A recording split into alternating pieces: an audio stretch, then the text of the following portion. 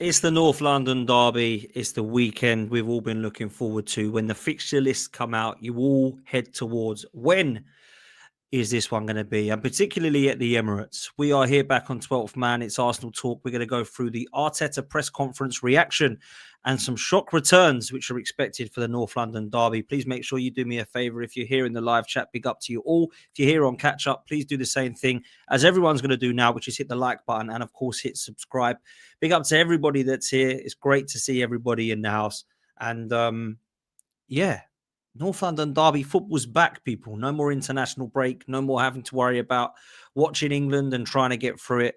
But you know what? Enjoy the break because we do not have another international break now until March. So we go right the way through for the majority of this season. Just Premier League football. We've got so much to talk about, so much to look forward to. We've got 3 massive games that Arsenal have got next, which of course starts the North London derby. We of course have Chelsea, the next Premier League game, and sandwiched in between those 2 games is Bayern Munich, the clash of the Titans at the top in the Champions League. So we are going to make sure that we are doing that.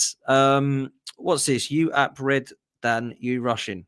You app red. I don't know what app red means, but it's all good. Sorry, I'm a little bit late. People, I've been, if I'm honest with you, it's been a mad day. And I've only just got on here on time. I literally walked in my door at 15:40 and I'm live at 15:43. So apologies, it was supposed to be 3:30, but we go live when we want here. You know that everyone's here. Community is great. Please make sure you hit like, hit subscribe. Make sure you're following Match Bingo. Use the code POTS. You will get double the price. If you want to pay £10 on Match Bingo, you get £20. Make sure you're doing that. Click in the link in the description or in the live chat. Use that code POTS in capitals and it will give you double your money.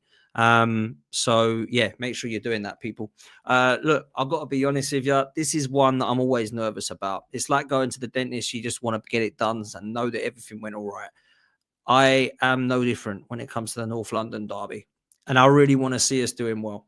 I really do. I want to see us in the position of getting them 3 points and just knowing it's all good. And surely it can't go wrong, right? It's Spurs. They're rubbish. They've got no front line. Richarlison's not rubbish. Odebear's rubbish. Kudus is the only one they've got. Maybe we need to not talk too confidently because when we've said that before, they've ended up scoring against us. So let's try and be quietly confident, shall we? We're going to go through the Arteta press conference. We're going to try and have a look at who we think is available. He plays his cards so close to his chest that no one really is any better off after knowing that he has given his words in the press conference that we have some people returning. Well, we're going to go through who we think is returning. And that's exactly what we're going to do now. So let's bring up the press conference, first of all, and we can start to look at what Mikel Arteta has been saying. Literally only an hour or so ago, this has now come out. Every word from Arteta's press conference is as followed. He was asked, first of all, on Gabriel's injury. And the injury that he was speaking about was, of course, the national team injury that Gabriel picked up. He said Gabby unfortunately picked up an injury with the Brazil national team and he's going to be out for weeks. We need to have another scan next Wednesday and we'll have the timeline probably much clearer than we have at the moment.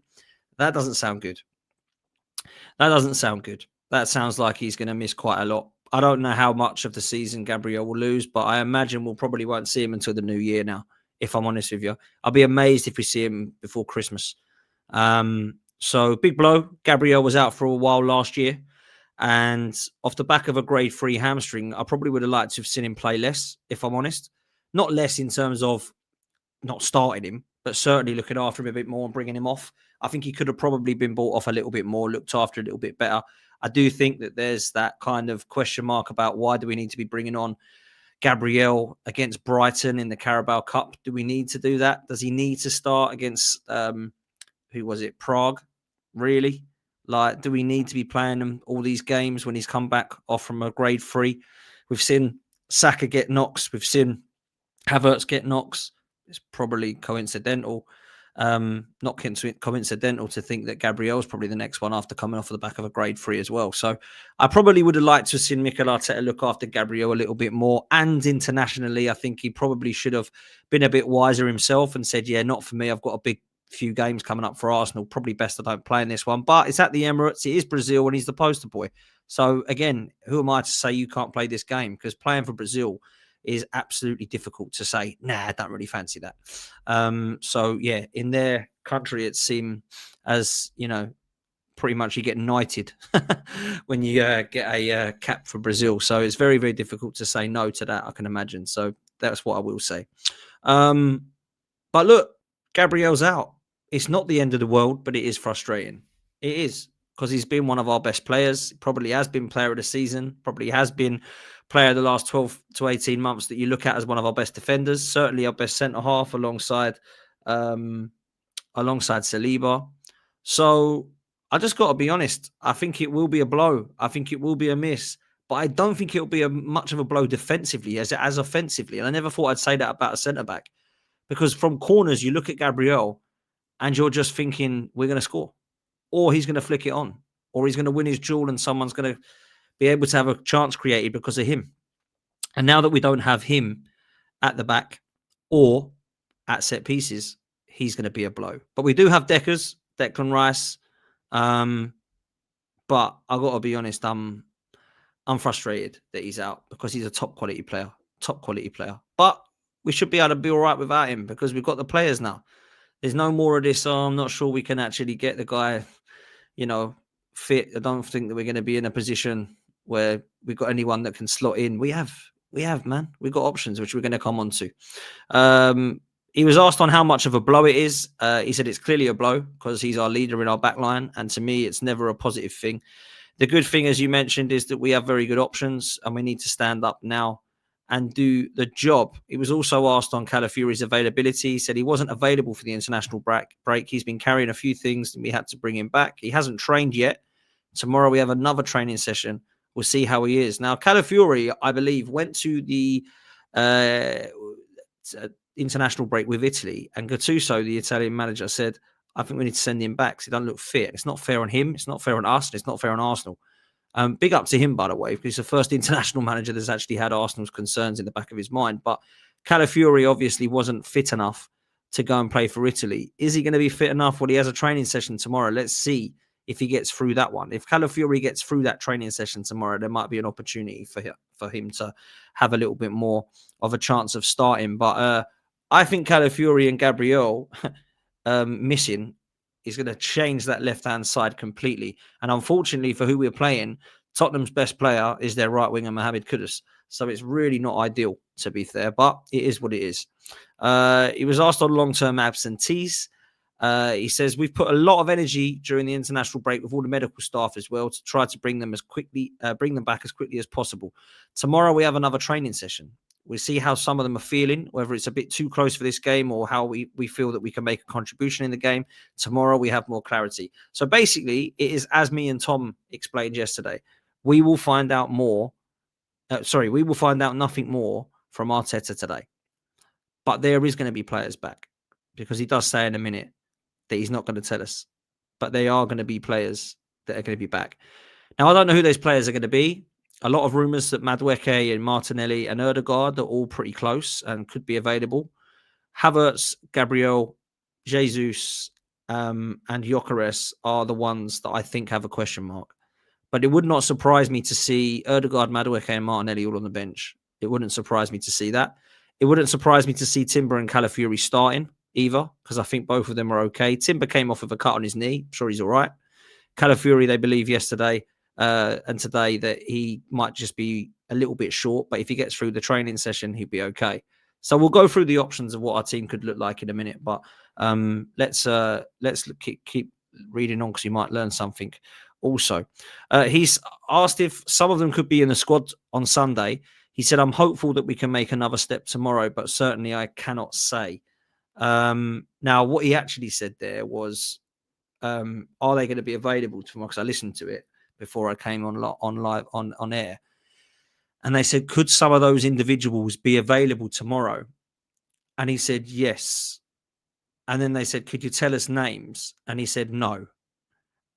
And then they said, why can you not tell us names? He said, well, I can, but I'm not going to. Now, he wouldn't say that if none of them were available. So I'm expecting to see at least one, maybe two that could be on the bench. I'm talking about the likes of Ødegaard, Martinelli, and Madueke, really. Maybe a surprise like a Havertz, but I'd be very, very surprised if that's the case. I do expect, though, however, to see Calafiori starting. I do expect to see Odegaard, Madueke and Martinelli, because I don't think they were the ones that were long-term. I don't think Gyökeres, Gabriel and Havertz or Jesus will be. So it's only those 4 that I'm looking at now. So it'll be very interesting for me to see who actually is in this squad. So I think everyone will be glued to their phones when that team news comes out. He was also asked on what makes the North London derby so unique. He said it's different. It's a big city, but it's a big rivalry. It's part of London that we want to conquer, and they want to do the same. There's been a lot of shifts as well over the years. We've been more dominant, and it's just beautiful, but especially when we play at home in front of our people, we know what it means to them and the energy that we're going to bring, the energy that the team's going to bring in every single action, and it's just a privilege to play those kind of games. We cannot wait to get to Sunday. Now, one thing I will say about Mikel Arteta and North London derbies is he understands what it's like to play in one. Whether or not you're a fan of him, whether or not you've convinced by him, I will say that every time we've played Tottenham, he has understood what it is like to wear the shirt and go out there in a North London derby. And we all remember on the Amazon documentary the brilliant speech that was given by Stuart MacFarlane, obviously the photographer, who knows what it's like to be Arsenal, knows what it's like to play Spurs, and knows what it's like for players that have done so over the years. And I thought the speech he gave there was from every fan, from the heart. And that is one thing I ask, is that every single player on that pitch goes in, gives 110%, goes into every duel and every passionate strike of that football, knowing that you are absolutely in one with the stadium, because everybody in that stadium wants you to do well and wants you to win. So that's the energy that I always ask, and that's the energy that I think we will get. So that's something that I can always believe with Arteta that he'll try to bring. He was asked on the challenge of focusing on just winning the game in the derby. He said it's about bringing everything to the table. The context of the game, it's a superpower. When you have everybody playing with that passion and with the emotion within the team in every single ball, it makes a difference. And we're very privileged that the way that our fans have been with us at the Emirates, and especially against our rivals. On Sunday, I'm proud. I'm sure that the team is going to behave and make them very proud. So again, he's talking about the connection and the telepathy between fans and the team, especially against Tottenham. He was also asked on why we've been so good against Spurs in recent seasons. He says the emotion requires something else. You cannot be too high, but at the same time, the game demands every ball and every action. You have to be at it, and a bit more than any other game. We have found a really good balance, and we play really well. Some days we have won, some days we've been a bit lucky as well to win. That's fair. So on Sunday, we did a really, really good performance to beat them. We do. You always need luck in football, but you can't rely on it. We have to go in there and blitz them because we are better than them. And I truly believe that we are better than Tottenham. And, you know, they've got players out, but let's be real, their first 11 isn't looking too weak. The players they've got, but I think most of the players that out were all squad players anyway. So I think they've got Kulusevski, Maddison, maybe Solanke. That's it. I think everyone else you'd expect to be in their 11 and it looks like they're going to be. So that's that. He was also asked on Wayne Rooney, who apparently has said that Victor Gyökeres is one of his top 3 players of the season so far. Now, this might surprise a few because he's been getting very, very much criticism as opposed to praise. And for Wayne Rooney to be a striker in the Premier League, considered a legend, talking about Victor Gyökeres and saying that he's the one that has been one of the ones up there, I think that's fair to say that, you know, Wayne Rooney has seen something that he likes. He said he's really glad that it's come from someone like Wayne. His experience and the kind of player that he was, it's not just related to the goals that he's scored, but the contribution to the team and what a number 9 can do. And I think you can see the impact that Victor has had in our team. His work rate and the way that he opens the spaces for other people, the time that he generates for us, and as well as the level of threat that he's brought to the team is magnificent. So I'm really happy to hear that. I'm surprised to hear it. I've got to be honest. I did not expect to hear Wayne Rooney say that his top 3 Premier League players so far this season were apparently Semenyo, Bryan Mbeumo, and Victor Gyökeres. Now, that is incredible. I would never have put that as a top 3. I mean, Haaland is definitely number 1. Semenyo definitely deserves a mention. I can understand why Bryan Mbeumo has been picked as Wayne, because Rooney's a Man United fan, right? So he's going to look at Man United. I think the other players that probably deserve a mention are some of the Arsenal defenders, because I think that's been a talking point this season. But other than that, like Caicedo, I suppose, is a mention. But I don't think there's been any massive standouts. And if I had to pick 3 standouts, I wouldn't have picked them 3. I've got to be honest. Semenyo would get a mention, but the other 2 wouldn't have, to be fair. So, yeah. without picking Haaland is a little bit strange from Rooney. I've got to be honest. I mean, he's been absolute machine, hasn't he? So that was interesting. He was asked on the different challenge is facing Spurs this season compared to last season. He says, I think every game's different, and in the same season as well, depending on the momentum of each team, the games are very, very different. I think Thomas has brought something very different to what they've done before as well. He's obviously talking about Thomas Frank. You just have to see it as a record and how remarkable a job he's doing in his previous club. And he's given a very clear identity to the team and how they want to play, how they want to compete, and it'll be very tough. I couldn't agree more with that. I think Thomas Frank is going to make Tottenham difficult to beat. And people might laugh at that and say, well, they can't win a game at home. But the way they set up, they've not got hammered. They've not been beaten by 4s and 5s like sometimes they were under Ange. They've not been battered and bruised and smashed up. I think they are going to be a well-drilled side that's going to be hard to beat. And I've kind of been right with that, which is why I think they're in 5th. So let's just be realistic for a moment. Tottenham Hotspur fans that want Thomas Frank out, I find it bizarre. What did they expect? Well, we're out the cup and we're 5th, right? Well, I didn't think you were going to win a trophy again, if I'm honest with you, because I don't think you're favourites to win any of them. And I didn't expect you to get in the Champions League. But right now, you're looking quite good for it. So why the hell would you want to sack this guy in his first 11 games at Tottenham? I find it very, very bizarre. I think he's a good manager. I don't think he's exciting. It ain't going to be fun watching Spurs. It's going to be boring as hell. But they're used to that with Conte and Mourinho and all that. So that's what I will say. Oh, blimey. I spilled my drink down me now.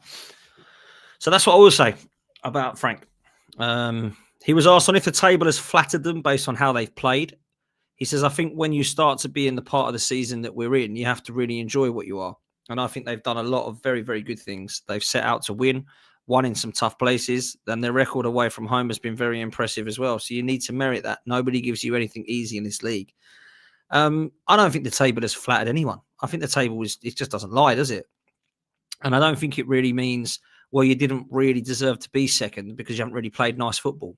You deserve to be second because you won enough points to get you in second. Yeah, it's like if you win the league playing the way that George Graham did, or Diego Simeone does, or Conte does, or Mourinho does. You don't go, yeah, they won it, but they didn't really win it because it wasn't that pretty to watch, was it? Like the reason that we're top is because we've been the best team and got the most points. The reason that Tottenham are where they are in the league is because they've got the points to put them in that position. I just don't really get that question.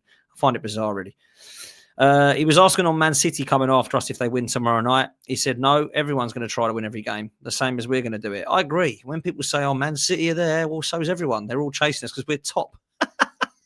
It's just stupid, isn't it? Like, they're there, they're coming after you. Yes, that's what happens when you're top.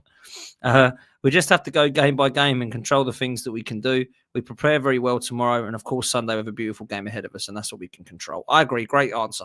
Like, we can't control what Manchester City do against Newcastle on Saturday night. Like, we can't. There's going to be a very, very difficult game for them. I think Newcastle could do something, whether it's pick up a point or whatever, like they did against us. But I must say, I do think that they're probably not favourites too. And Manchester City with Haaland, it's just scary right now.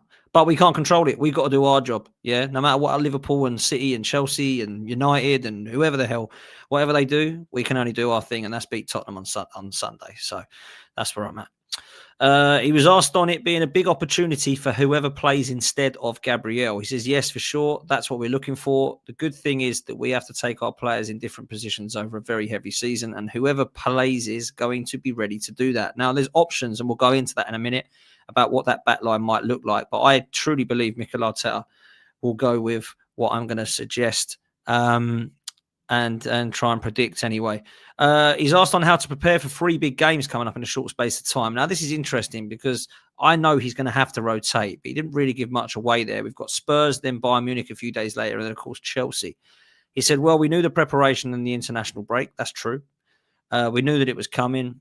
Again, very intense, but beautiful as well. We had a very tough start to the season as well. We're ready for that.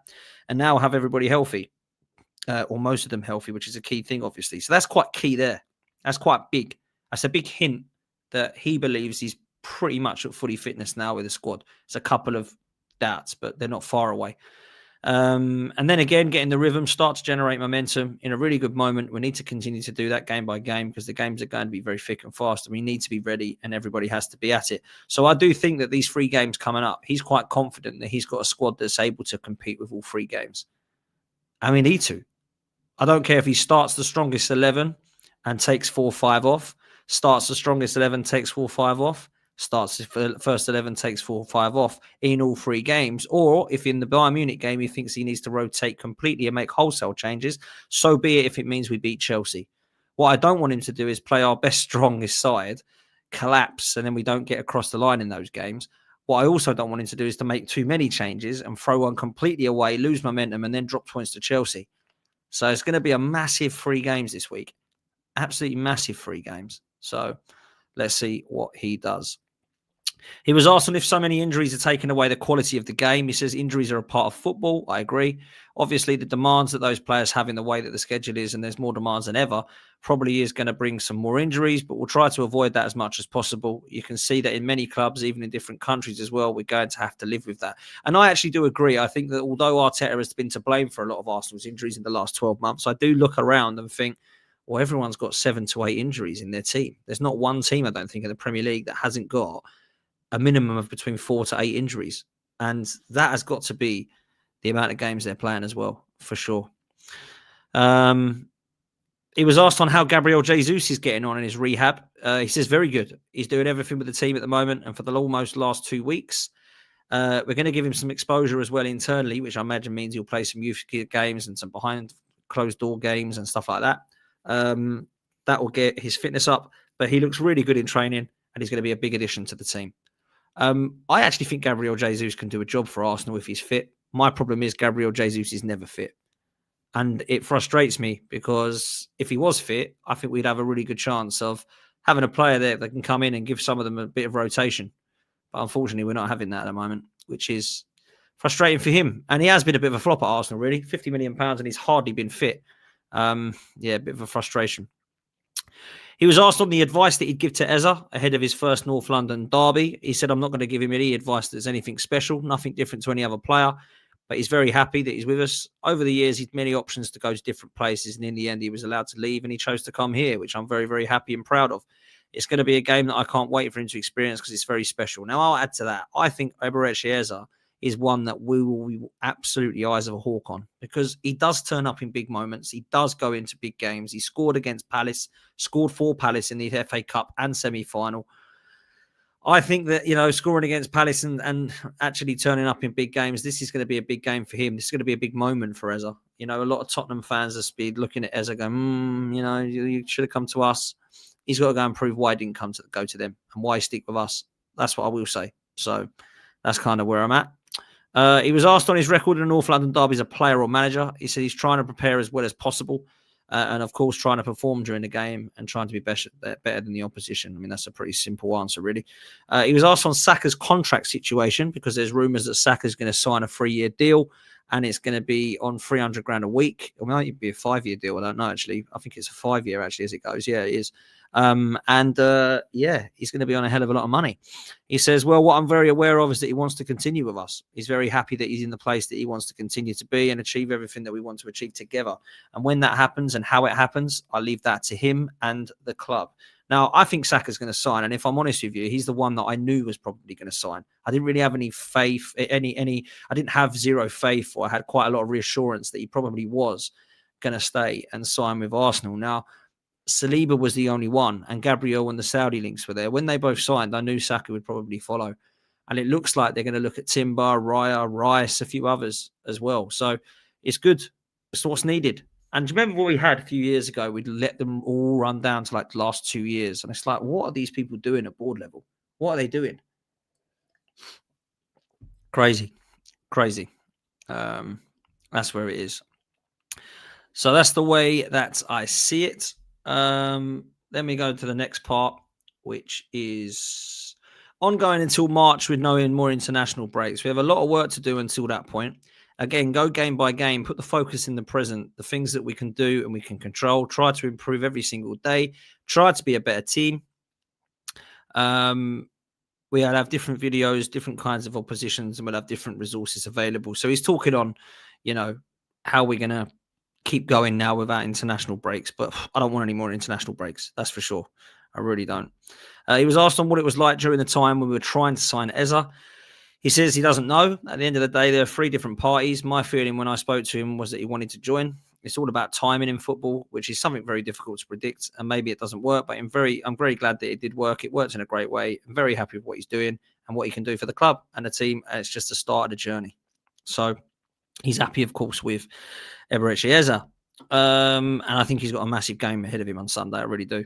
He was asked on if there's more to come from him. He says a lot more because there's those relations you build and creative player that needs to understand that. It's all about connections and timing and about being in flow. He's played in a different position. The more he's settled in one of the positions, he's had to interact with a player a bit more freely, which he's been doing at the moment. And his natural talent will come out and he'll have an even bigger impact on the team. I'm not sure he is playing a different position, if I'm honest. I know that he was playing on the left sometimes, cutting inside for Palace, but he kind of did that with Arsenal when he's put him in the middle. But for Palace, everybody wanted him in the middle. So I don't really agree that he's in a different position, man. I want to see Eze going some now. Tom Canton asked this question on Alex Oxlade-Chamberlain, who's training with us recently. He said it's great to have him around. Very proud to have him because, first of all, he wanted to be back. So when that happened, he's a player that's been out, that wants to come and felt loved here, respected here, and he believes it's the right environment for him to, again, start to build something new in his career. Because I think he's only 34, Alex Oxlade-Chamberlain, 33. It's the right environment for him. We all know Alex, how magnificent of a person he is. He can be a great example for the players as well and a great experience even for me. So it's good to have him around. He was asked on if the current team has an edge and a nastiness. He says, yes, I do feel that we have everything that it takes to win. Who's the nastiest the players? Tom asked. He said it's not about that. I don't know if that's the best word to use. It's at the end you need to have everything that's required to win, and then you have to deliver and do a really believe in my team. So I think with Alex Oxlade-Chamberlain coming back, it just proves we've had people come back before. Thierry Henry's come back, Jens Lehmann's come back, Sol Campbell's come back. We've had David Beckham training with us before. Jack Wilshere was training with us, if you remember. So actually, when you look at it, Arsenal never loses its class. Like, it never loses its class. And anyone who's played for Arsenal will tell you that. They'll all say it's a classy club. And I think that, for me, is massive. Always a fan of Ox. Don't think he ever really achieved what he needed to, really, with Arsenal. Certainly with Liverpool, he won trophies. But I think he could have done a lot more with Arsenal, to be fair. I really do, actually. I think he could have done a hell of a lot more with Arsenal. So, very interesting. He was asked on managing Calafiori's workload. He said that he's been dealing with an issue and he played. We rested him, took that load because of that. And then we got into the last game and he had to travel to the national team and they were very understanding. And that's when they allowed him to come back. So I kind of explained that earlier with Gattuso. He was asking on if he'd like to see more of Ødegaard roaming around attacking positions. He says, yes, we have new players and new players create new connections and create new ways of attacking especially, and we need to let that flourish. We're learning a lot from them and where they feel comfortable and how they can do that in the most efficient way. When he's back in the team, I'm sure that we'll be able to do other things as well. I actually am quite excited to see what Ødegaard can bring that's different to what we have currently. I want to see more of Ethan, and I think we should have by now. Obviously, Max Dowman is there as well, but he's a little bit young. And I think with Eze, he's not really held that position down like I was hoping. And I think Ødegaard will come back in and probably justify getting his place back if Eze's performances continue to be a little bit mediocre. He was asked on if he's optimistic about our players who are recovering from injuries. He says he is, but it's the final stage, and now is when there's contact around them, when they have to be pushing to do very unpredictable things, and they haven't done. And I think they're going to be on with us soon. I don't know if Sunday's going to be too soon. So again, he's talking about players coming back, but he doesn't know when they're coming back. And he doesn't want to say when they're coming back. I think he probably does know.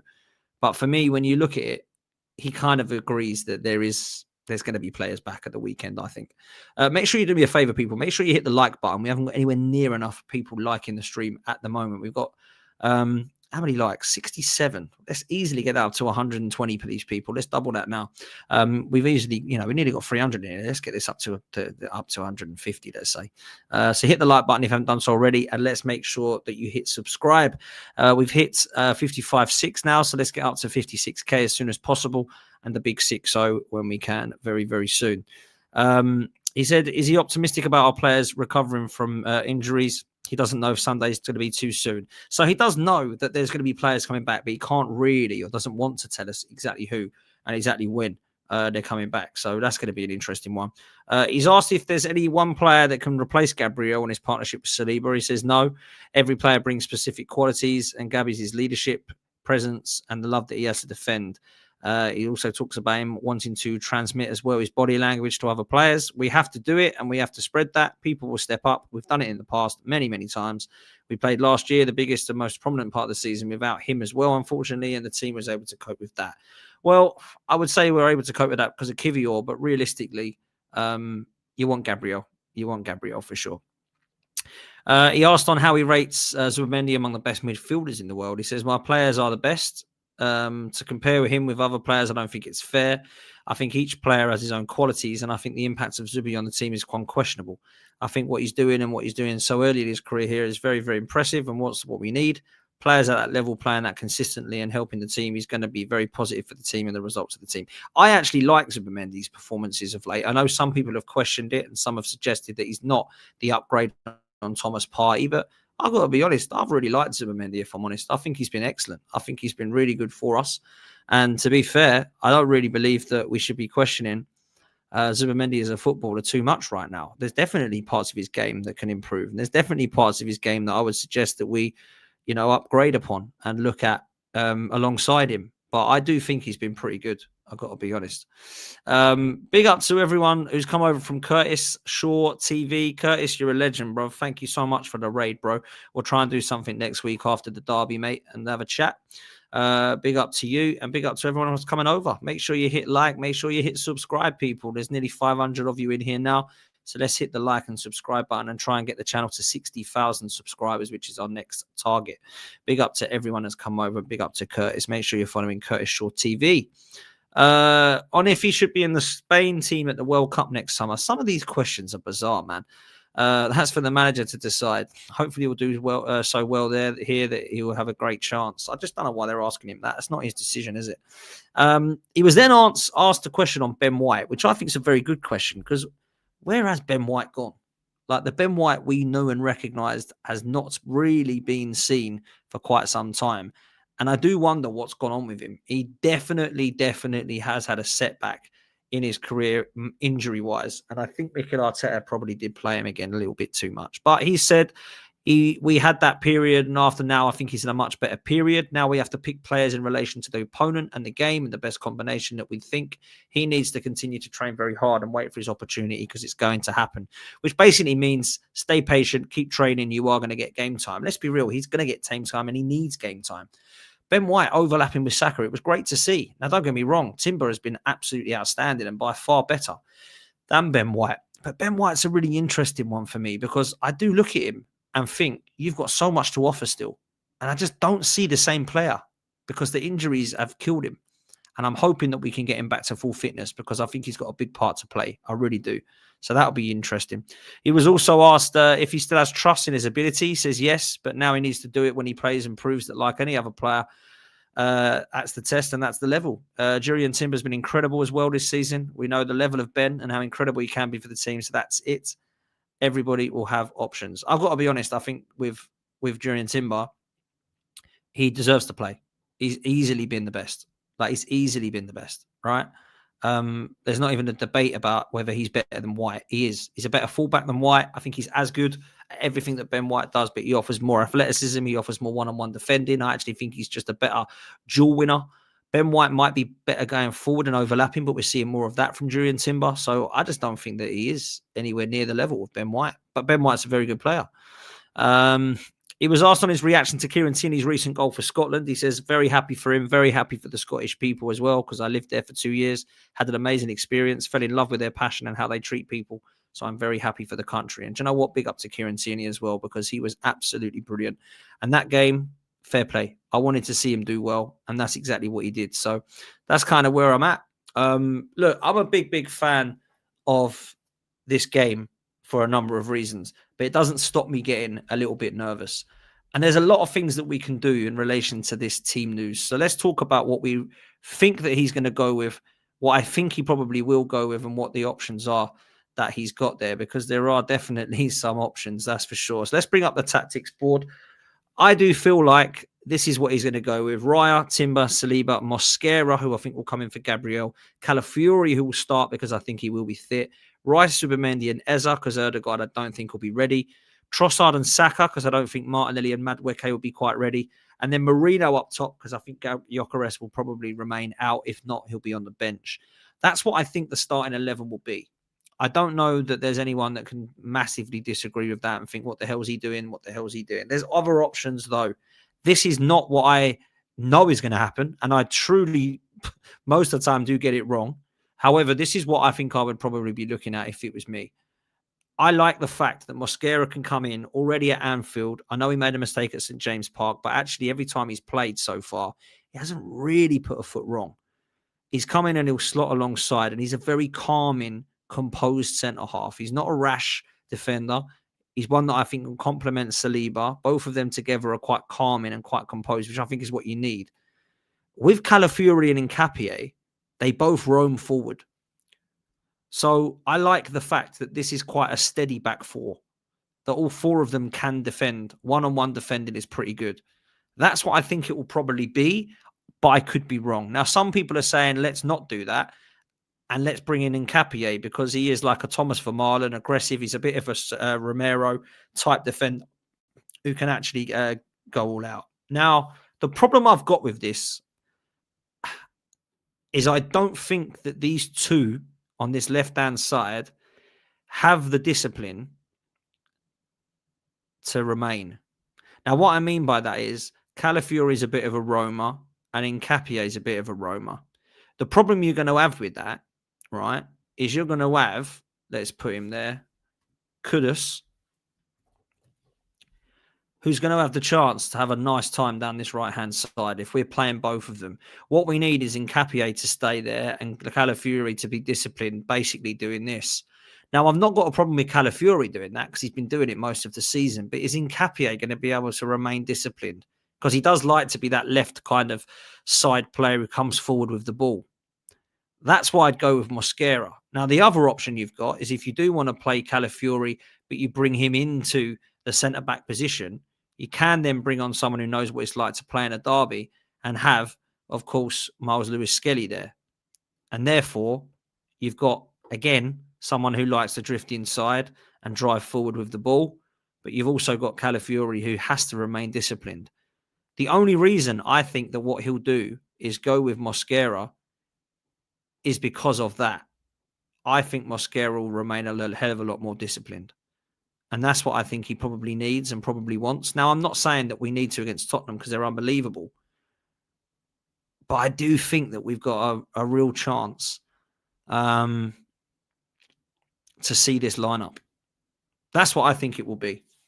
I might be wrong. Let me know in the chat who you would play ahead of Gabriel. In fact, let me go on better than that. Let me put in a poll. So who replaces Gabriel is the question. And the options are as follows. Whoops. Who replaces Gabriel? The options are Mosquera, who I think he will go with. Nkapie is obviously another option. Or Calafiori, centre-back with MLS at left-back. They're really the only options, I think, if I'm honest. So let me know what you think. We'll put the poll in the chat. Poll's there now. We've got over 500 people watching. We've only got 114 likes, people. So let's make sure we hit the like and subscribe, please. At the moment, we have got the poll underway. Nkapie, at the moment, with 62% of your votes, 38 saying Mosquera, and only 6% saying Calafiori at centre-back with Lewis-Skelly at left-back. I think this is what he's going to go with, which is what is up on screen at the moment. Kudus is fit, apparently, they're saying. So those that think he's injured, no, he's fit.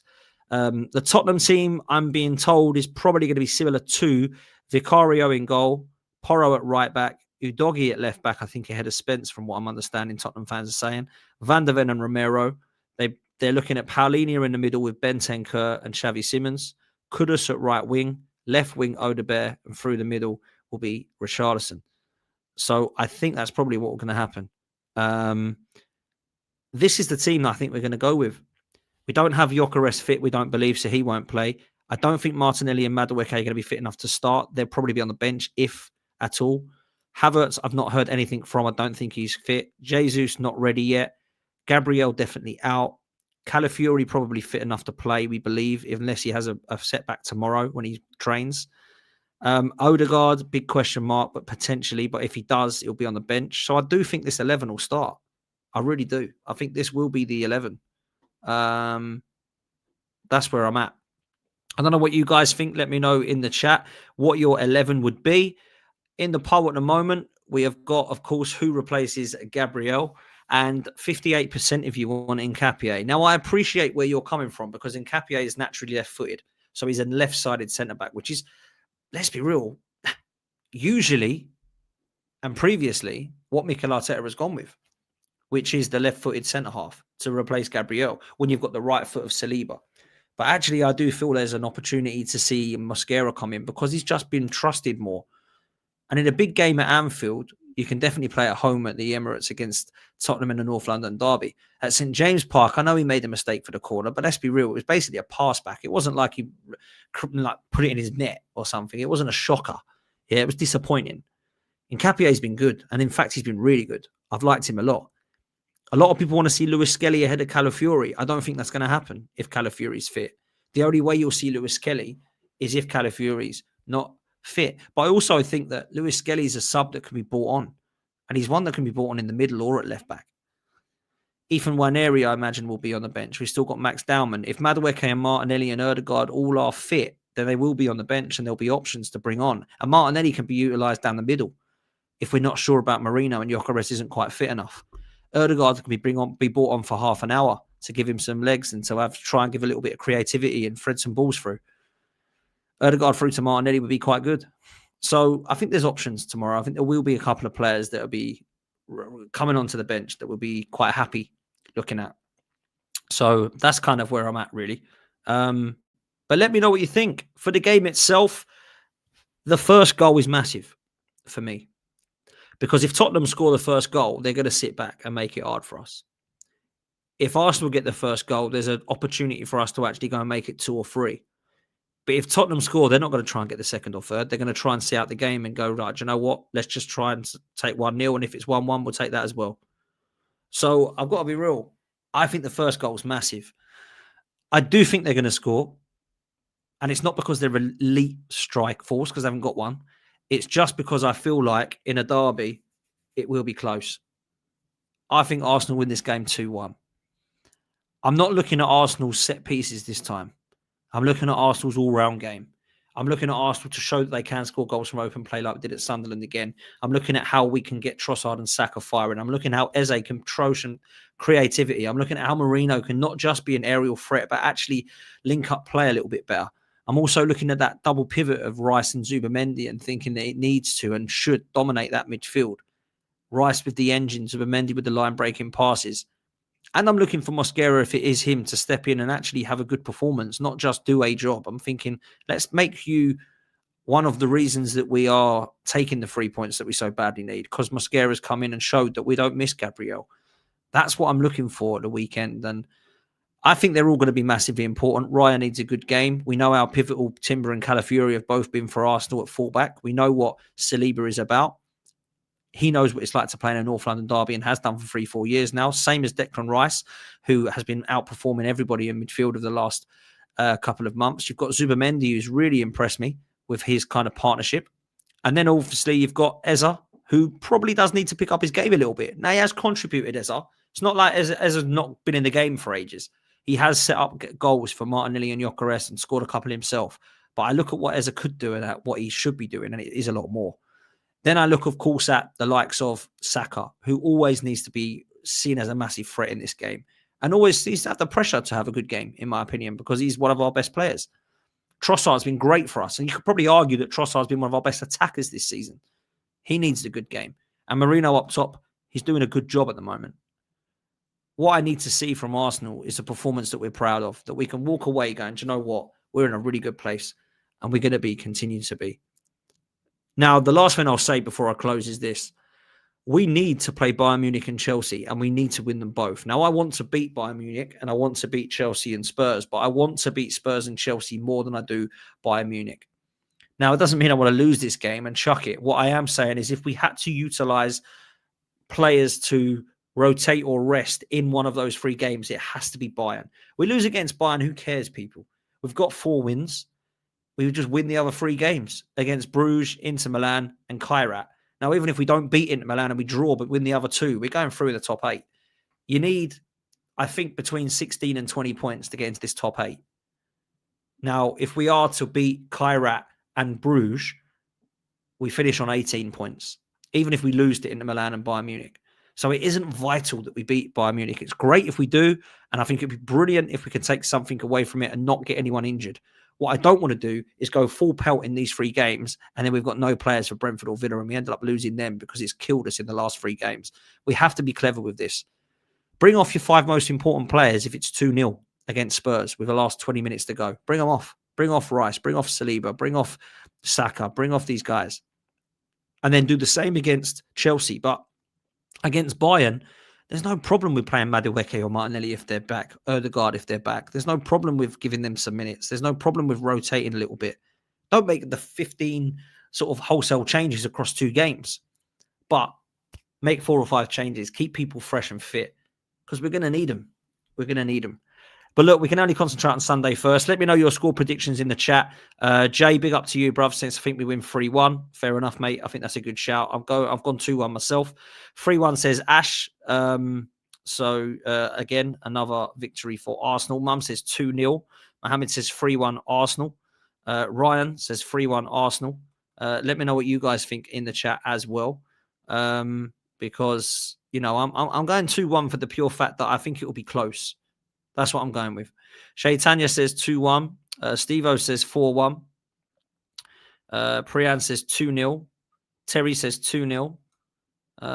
So, yeah, look, we've got some confident gooners in the house. Shaitanya with a super chat saying, we've got a win versus Spurs, Chelsea and Villa.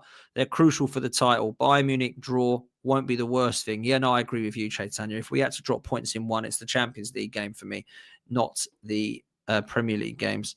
Mr. Holiday says it might be harsh, but I don't care about injuries, refs, balls, or any other excuse.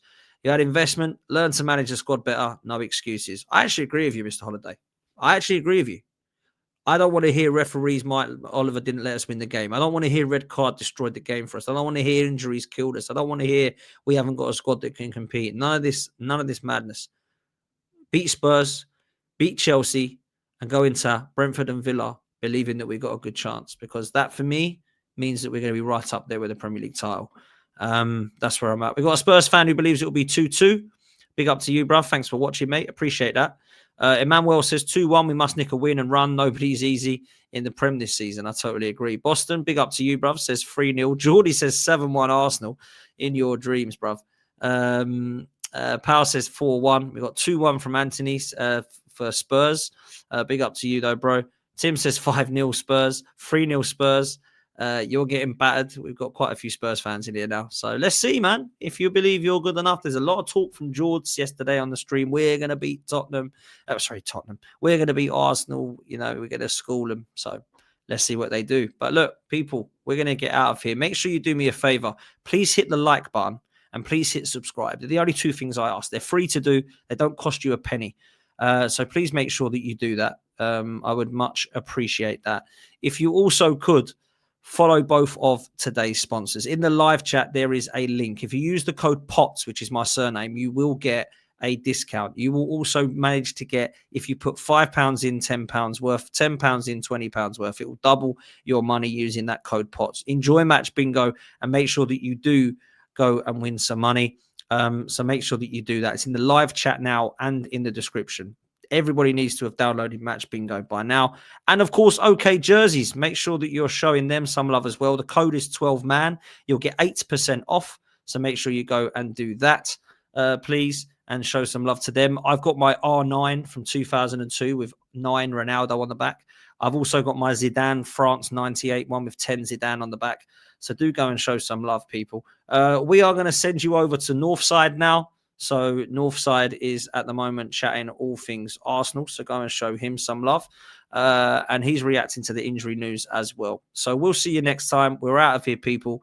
Up the Arsenal. Take care. Oh, I've nearly missed Pear's super chat. That was very close. Big up to you, Pear. I want to see 3 good Premier League games now. No 3 points is all that matters. After all 3 games, also no excuse. No talk of refs, injuries, nothing. Facts, bruv. That's exactly what I just said. So, yeah, I totally appreciate that and totally agree. Go show Northside some love. We'll see you next time. We're out of here, people. Laters.